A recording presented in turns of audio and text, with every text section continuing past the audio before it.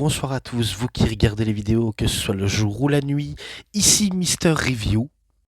Et sans trop vous faire retarder, on va directement parler d'un show, cette fois-ci c'est du côté WWE, mais pas du côté des États-Unis, mais du côté du Mexique.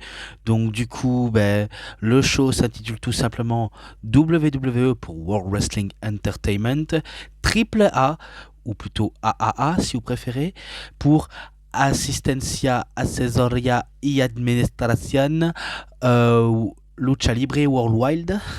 Donc oui, le show s'intitule tout simplement Noche de Grandos, enfin Los de Grandos. Il me semble que c'est cela, il me semble. Oui. Donc Noche de Los Grandes 2026, auquel ça s'est déroulé la première et deuxième semaine. Pardonnez-moi les expressions. Donc la première semaine c'était le 30 mai et l'autre le 6 juin. Et du coup, vu comment il n'y a plus que 2 matchs pour celui du 6 juin, c'est l'occasion pour moi d'en parler. Bien sûr, ça s'est déroulé dans la ville de Monterrey, Nuevo León, au Mexique, dans l'arena Monterrey. Donc voilà, comme ça vous saviez directement. Et du coup, je passe directement à la deuxième semaine parce que la troisième, enfin, la première, je vais bien sûr en parler, mais bien sûr un peu de patience si vous permettez. Alors, tout ce que je sais, dis-je déjà dans le premier match, parce que vu comment il n'y a pas trop grand chose à raconter, ce n'est qu'on a eu pas mal de segments, de pubs et tout. Alors, c'est match fatal à 5, donc normalement on est censé fatal 4-way, mais là c'est fatal 5-way, pour déterminer le prétendant numéro 1 au titre de champion du monde poids lourd léger, donc cruiserweight de la AAA, entre Lince Dorado, contre Cruz del Toro, contre Mini Vikingo, contre Joachim Wild, contre Octagon Junior. Donc, bien sûr, le match a eu ce que ça a eu, donc logique, ça a eu lieu auquel on s'est dit, ok, un autre match de plus, auquel tant mieux pour celui qui gagne, mais qu'est-ce qu'il y en a qui en ont quelque chose à faire. Si ce n'est qu'il n'y a pas trop grand-chose à raconter, si ce n'est qu'on a eu des multiples cabrioles et j'en passe d'autres. Et ce qui est sûr, c'est que celui qui va remporter la victoire, ce sera tout simplement Lince Dorado, qui bat les 4 autres adversaires pour se qualifier pour le titre. Tout simplement. Alors, je vais pas vous mentir, et on va pas se le mytho direct, je trouve que ça a été un peu une erreur de la part de la AAA, WWE, d'organiser 2 shows sur 2 semaines. Enfin, peut-être que j'ai du mal à comprendre. Le même thème du show sur 2 semaines. La première, c'était la pure officielle, et plus la deuxième, auquel il se passe pas grand-chose. Je trouve que ça a été une erreur, en sachant que normalement on est censé nous vendre comme un PPV PLE. Bon, bien sûr, j'aurais du mal à dire, à en écarter PPV, parce que pour moi, ça restera toujours PPV, même si maintenant on est obligé de l'appeler PLE, mais moi je l'appelle toujours dans les deux sens, tout simplement. Donc, du coup, voilà. Et enfin, pour le main event du 6 juin, c'est un match par équipe de 3 contre 3, donc un match à 6 féminin, et ça s'intitule Luchas de Relevos Australianos. Ok. Je me demande à quoi ça peut valoir, si ce n'est que match à 6, auquel il n'y a pas forcément d'enjeu, avec tout simplement, il y a Bailey, Lola Vice et la Catalina contre The Las Toxicas, donc équipe composée de Lady Flammer, la Yendra et Marvilla. Et auquel, pareil, ça a eu ce que ça a eu. Le public mexicain qui était satisfait de voir les 3 femmes s'affronter. Bon, bien sûr, il y en a qui aiment, il y en a qui n'aiment pas. Et ça dépend le point de vue de chacun, ceux qui aiment, ceux qui n'aiment pas. Donc, à vrai dire, je sais pas trop quoi en penser, ce n'est pas la victoire des Heels, mais bel et bien des Babyface, donc Bailey, Lola Vice et la Catalina, qui remportent le match et qui battent The Las Toxicas, tout simplement. Donc voilà.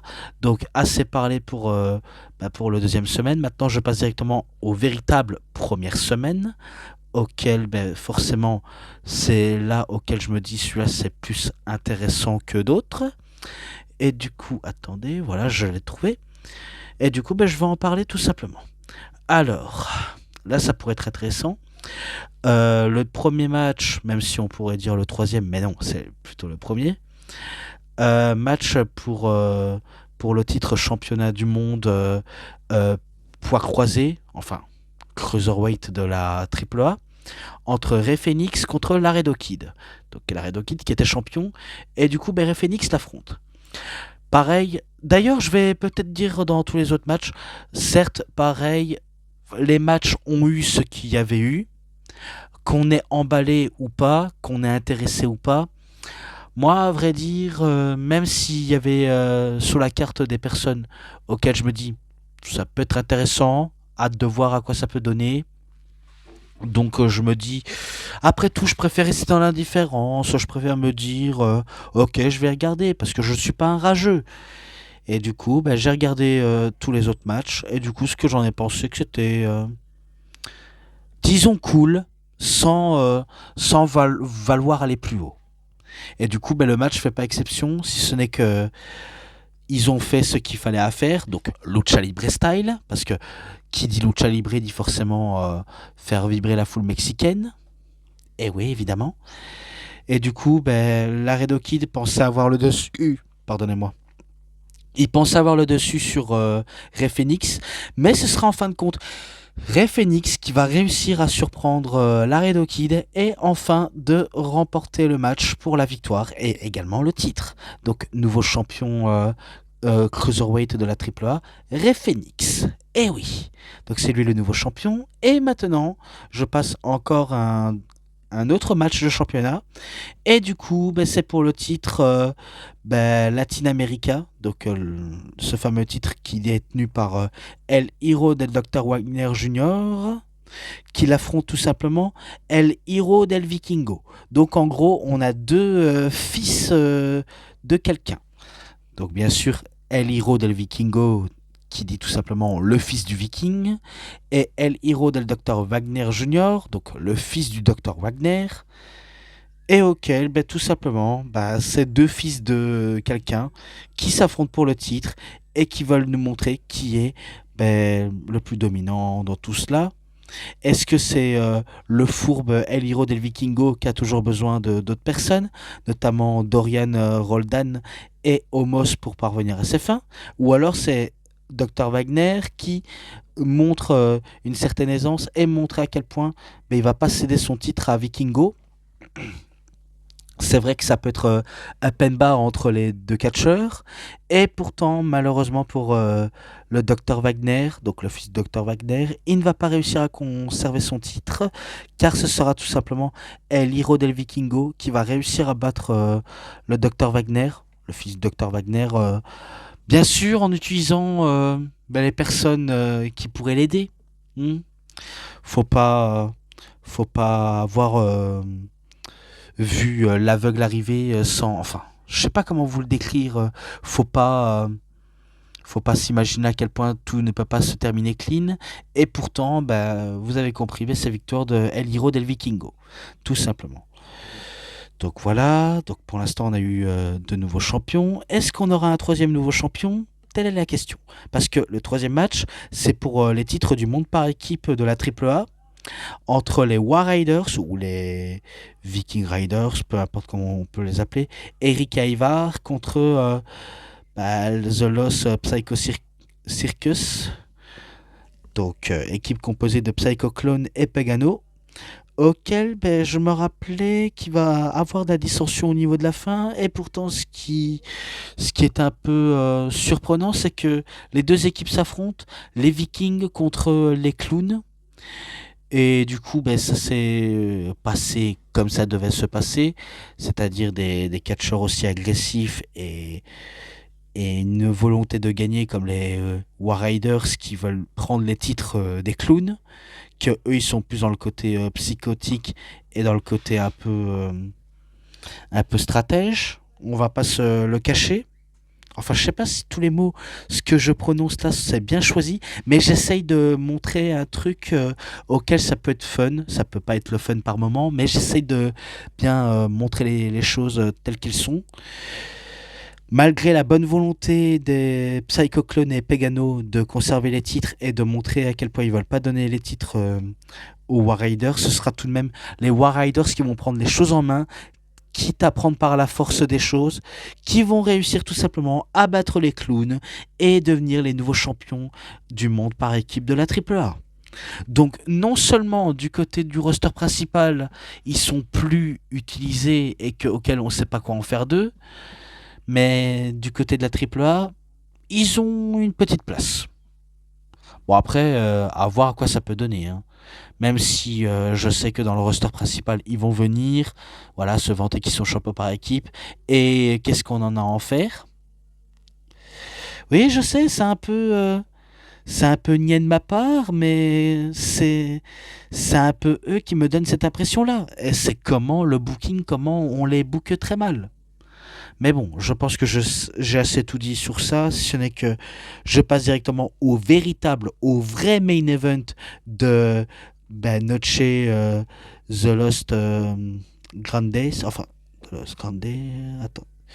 Oui, je sais, j'oublie à chaque fois les noms. Noche de Los Grandes. Oui, donc la nuit des grandeurs. On peut appeler d'une certaine manière. Pourtant, j'essaie de retenir, mais à chaque fois, je suis un peu lessivé. Et pourtant, je suis pas aussi lessivé que ça, mais c'est juste des prononciations qui sont pas assez faciles. Mais j'essaie de faire de mon mieux. Donc, le main event, c'est un match sans aucune disqualification. Donc, luchas de apuestas. Donc, mascara contre mascara. Donc, masque contre masque. Entre celui qui avait été un temps considéré comme l'imposteur, mais qui a été adopté par le public mexicain. Oui, c'est pas déconnant qu'il a été le favori au Mexique. Donc un certain El Grande Americano, donc bien sûr ce connu sous le nom de Ludwig Kaiser, contre tout simplement The OG, donc l'original El Grande Americano, qu'on connaît bien sûr sous le nom de Chad Gable. Et oui. Donc du coup, c'est El Grande Americano contre El Grande Americano. Bon, bien sûr, je pourrais en dire un peu plus sur du pourquoi les deux s'affrontent, même si je sais que vous saviez, que vous avez un tout petit peu suivi de près ou de loin. Disons le contexte.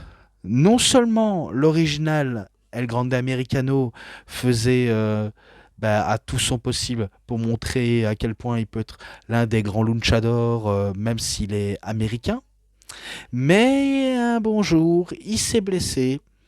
Et du coup, Ludwig Kaiser qui traînait dans le coin a vu quelque part une opportunité qui s'est présentée à lui et qu'il a enfilé le masque de El Grande Americano, donc tout simplement pour prendre la relève.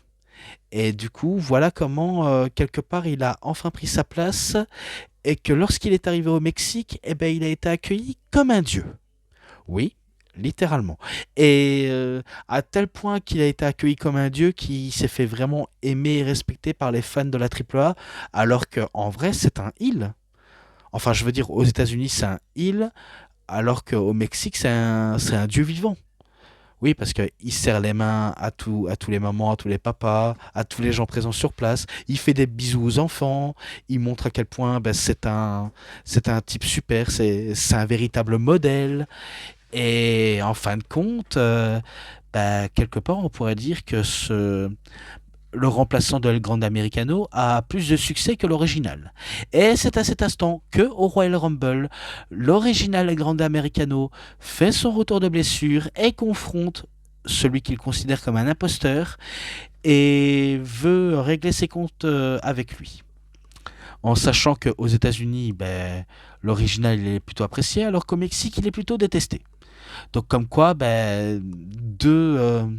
deux individus qui inversent les rôles à tour de bras, comme si le public de tel pays avait choisi son camp.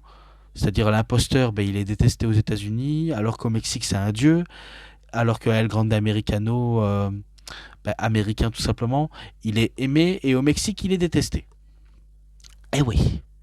Et pourtant, sans vouloir vous mentir, ben, El Grande Americano, donc je parle celui de Chad Gable, avait remporté le tournoi Rey des Reyes, donc le roi des rois, pour avoir une chance au titre. Disons qu'il l'aura, mais qu'il devra passer par El Grande Americano original. Et du coup, ben, on a eu deux entrées totalement différentes, même si c'est plutôt au niveau couleur et pas au niveau d'entrée, quoi. Bien sûr, on a eu l'entrée de Rey Mysterio, puis il y avait les Marachi qui introduisaient les catcheurs, donc c'était l'original qui était accueilli sous une broncade huée, alors que l'autre El Grande Americano sous une brancade d'applaudissements. Eh oui, je sais que c'était pas évident à en parler, mais j'essaye malgré tout de garder la cadence pour mieux décrypter ce que j'ai pu ressentir. Donc après qu'il y a eu les présentations des deux El Grande Americano, l'original il perd pas de temps pour prendre la guitare, a dû lui sonner un coup de guitare à la tête de El Grande Americano, donc à l'imposteur. Donc c'est sûr, il nous fait une Jeff Jarrett et voilà comment le match se lance. Et c'est ainsi comment l'original El Grande Americano commence à maraver El Grande Americano de Ludwig Kaiser. Donc il le marave, puis il y a le comeback de El Grande Americano sur Logi. Donc ça se marave, ça se marave, ça se marave. Puis à un moment donné, ça part à l'extérieur. Et je crois qu'à un moment donné, il me semble qu'il va y avoir arrachage de masque. Et ça, c'est plutôt l'original qui va arracher le masque de El Grande Americano de Ludwig Kaiser. Quitte à le faire saigner, justement, en donnant des coups de poing. Et aussi, je sais pas quoi trop en dire si ce n'est qu'il y a eu pas mal de choses qui s'est arrivées et auxquelles c'est pas forcément évident de tout décrire, on va pas se mentir. Et à un moment donné, je crois qu'il va y avoir même une tentative de Angle Slam, mais que El Grande Americano va s'en tirer de ce Angle Slam en faisant une bras à la volée. Ensuite de cela, qu'est-ce qu'il y a après ça? Oui, oui, après c'était au tour de El Grande Americano de faire arracher le masque de l'original et de également le faire saigner, évidemment. Et par la suite, qu'est-ce qu'il y a d'autre à en citer? Ce n'est que il va y avoir à un moment donné intervention de Rulios et Brutus. Donc, bien sûr, ce sont Julius Creed et Brutus Creed qui sont masqués et auxquels ils sont un peu les nouveaux El Grande Americano, comme les laquais. Un peu comme avec, un certain El Grande Americano avec Rayo et Bravo. Donc, Pete Dunne et Tyler Bate. Et pourtant, il va y avoir intervention des deux parties, en sachant que on veut à tout prix que ça se passe dans les règles. D'ailleurs, ils nous le font savoir.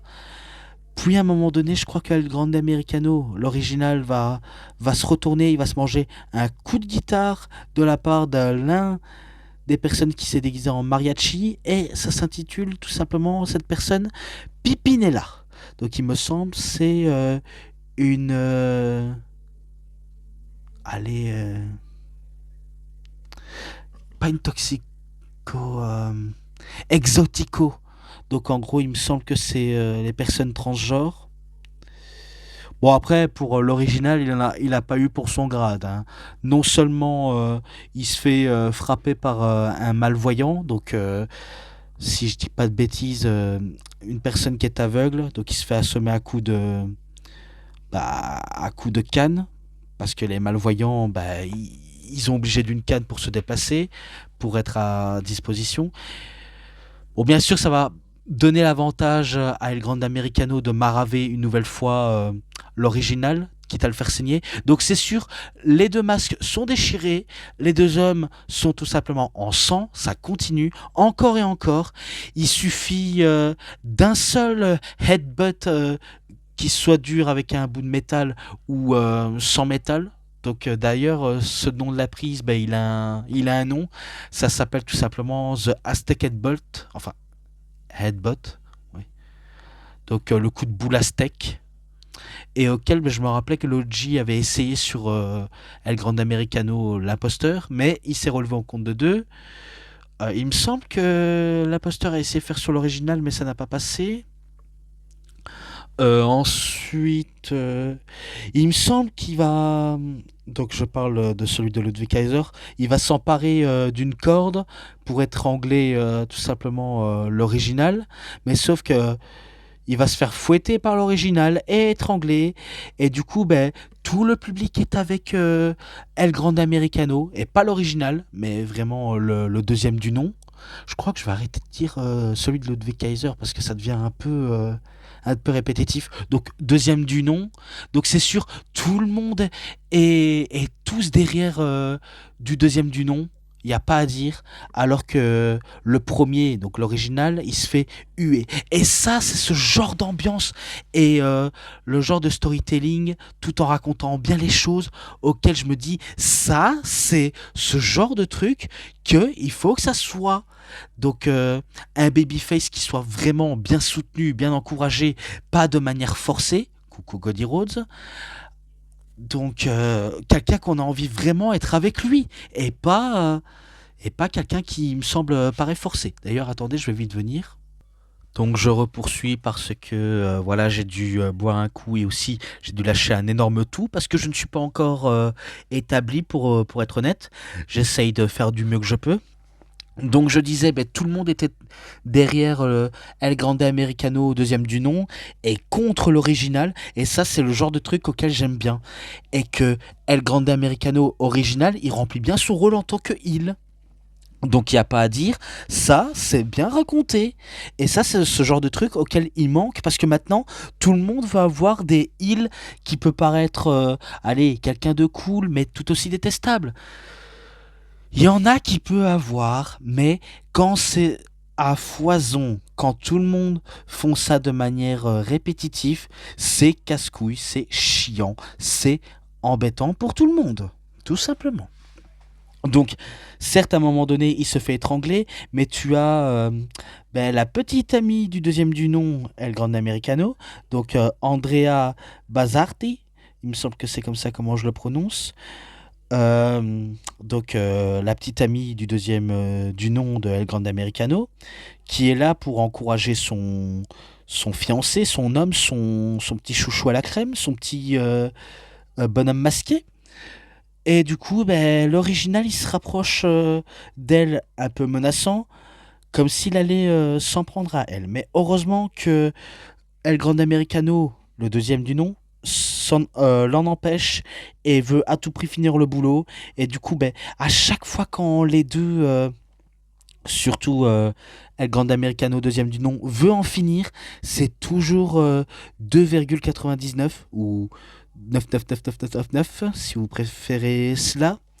Donc ça veut pas céder, ça veut rien lâcher et ça c'est parfait parce que comme je l'ai dit tout à l'heure, tant que c'est bien raconté et que l'histoire est bien amenée, même si vous savez tant qu'il y a du shine et et tout ce qui est in-ring, tant que c'est bien amené, il n'y a pas à dire. C'est pour moi c'est nickel. Pas besoin de faire des milliers de work rate à répétition. Pas la peine de faire plusieurs cabrioles pour impressionner qui que ce soit. Non. Là, ils en ont fait un tout petit peu de voltige, mais pas à foison comme on voit et qu'on a l'habitude de voir dans d'autres promotions. Et ça, c'est plutôt parfait. Même si à un moment donné, l'original était persuadé d'avoir le dernier mot pour battre l'imposteur, qu'il considère l'imposteur, vu comment il veut toujours récupérer ben, le trône et le vraie identité de El Grande Americano original, ben pourtant tout ça va tomber à l'eau pour l'original, vu comment ce sera le deuxième du nom, El Grande Americano, qui va avoir le dessus et qui aura tout simplement le dernier mot en faisant tout simplement un Aztec Headbutt contre l'original. Et du coup, ben, il tente le tomber 1, 2 et 3. Donc, c'est tout simplement El Grande Americano, deuxième du nom, sous le nom de Ludwig Kaiser, qui gagne le match et qui devient officiellement le véritable El Grande Americano. Donc, du coup, bah, c'est lui qui ressort vainqueur. Donc, il célèbre avec son public et avec sa petite amie, ses amis. Bref, c'est beau. La célébration est plutôt parfaite. Et par la suite, eh ben, il reste plus que l'original de dévoiler son identité. Et du coup, son identité, ben, il va pas tarder à nous dévoiler, même si il va d'abord nous préciser à quel point ben, il n'est pas là en tant qu'homme masqué. Enfin, vous avez compris ce que il voulait en venir, quoi. Certes, il est peut-être là en tant que masqué, mais là, derrière l'homme, enfin derrière le masque, ah putain, je vais peut-être arriver. Derrière le masque se cache un homme et du coup, ben, il va tout simplement se démasquer. Alors heureusement que cette personne n'est pas mexicain, parce que je peux vous garantir, hein, même si je vais dévoiler son nom, même si bien sûr vous savez qui c'est. Voilà, je l'ai dit tout à l'heure, mais j'aime bien durer de suspense, même pour pas grand-chose. Alors c'est vrai que lorsqu'on est mexicain et que le port du masque ben, traditionnel, c'est une identité forte et auquel ben, on doit à tout prix tenir ça précieusement. Et pour tous ceux qui pensaient que c'était des conneries, parce que vous pensez que Rey Mysterio est le seul Mexicain à avoir percé aux États-Unis. Oui, du côté de WWE, c'est le seul à avoir percé, alors que les autres étaient des flops. Mais il faut savoir qu'au Mexique, c'est quasiment une religion, et que tout le monde peut réussir à l'instant T, que ce soit masqué ou pas. Mais c'est vrai que l'identité du masque est plutôt important et que un coup que tu te fais démasquer, non seulement tu dois dévoiler ton identité, certes c'est un signe de déshonneur pour toi, pour ta famille, envers tes fans, et du coup ben, c'est comme une humiliation, et cette tradition existe depuis quasiment la nuit des temps. Donc du coup, cette personne qui se cache derrière ce masque se démasque tout simplement, et il s'agit tout simplement de Chad Gable, même si on le sait dorénavant. Et du coup, il nous présente Chad Gable. Il est né le 8 mars 1986 et qu'il a 40 ans. Et qu'il est né tout simplement à Minneapolis dans le Minnesota, aux États-Unis. Et qui nous présente tout simplement ben, sa magnifique famille, donc sa femme et ses enfants. Et auquel, ben, malgré qu'il ait perdu le match, il montre à quel point ben, il a été à la hauteur notamment des attentes, et auquel ben, rien ne l'empêche de pouvoir continuer son ascension, son petit bonhomme de chemin à la AAA. Donc ça c'est une garantie comme quoi ben, il veut tout simplement encore continuer. Ok, ben, tant que tant qu'il continue son ascension, pourquoi pas. Alors que du côté de El Grande Americano, deuxième du nom, ben, il célèbre avec son public, même avec les confettis et les mariachis. Et par contre, il y a un autre élément auquel j'avais oublié de dire. Normalement, quand on est masqué et qu'on est démasqué, on se fait aussi raser le crâne à un moment donné. Mais je pense qu'ils ont décidé de pas faire parce que voilà, parce que déjà le masque c'est déjà assez suffisant. Donc voilà, il n'y a pas trop grand chose à dire. Mais au moins vous avez compris, ben, c'est tout simplement ben, El Grande Americano qui clôture ce show. Et pourquoi j'ai préféré parler en premier de la deuxième semaine au lieu du première semaine en premier lieu? Bah, tout simplement parce que ce match entre El Grande Americano, deuxième du nom, contre The OG, donc l'original El Grande Americano, premier du nom, bah, tout simplement, bah, c'était l'un des meilleurs matchs de ce show de... Allez, je vais essayer de le dire correctement. Donc laissez-moi prendre mon temps pour que je le dise bien correctement en bonne et due forme. Noche de los Grandes. Donc tout simplement c'était l'un des meilleurs matchs. Alors bien sûr on pourrait dire que c'est le meilleur show, mais pourtant c'est plutôt le meilleur match. Voilà, je vais pas vous mentir, c'est le meilleur match parce que le meilleur show ça ferait un peu débat. Donc pour moi le meilleur match, rien de plus. Et pourtant qu'on le veuille ou non, ça va peut-être on va dire donner d'accord à certains ou peut-être pas, mais je trouve que l'Undertaker, il a quand même fait du bon boulot au Mexique, tout simplement. Parce qu'il faut savoir que l'Undertaker, ce très cher Mark William Calloway, ben c'est lui qui est à la tête du booking de la AAA. Et pour être honnête, malgré que ce n'est pas un grand booker renommé, pas la même trempe que Triple H ou de Shawn Michaels ou de Vince McMahon, bah, disons que malgré ça, il gère très bien bah, au niveau de cette fédération et notamment d'une branche mexicaine auquel, bah, sans vouloir connaître, il se débrouille quand même bien. On va pas se le mentir. Donc c'est étonnant hein, de dire que l'Undertaker a été un peu plus inventif que Triple H ou Shawn Michaels.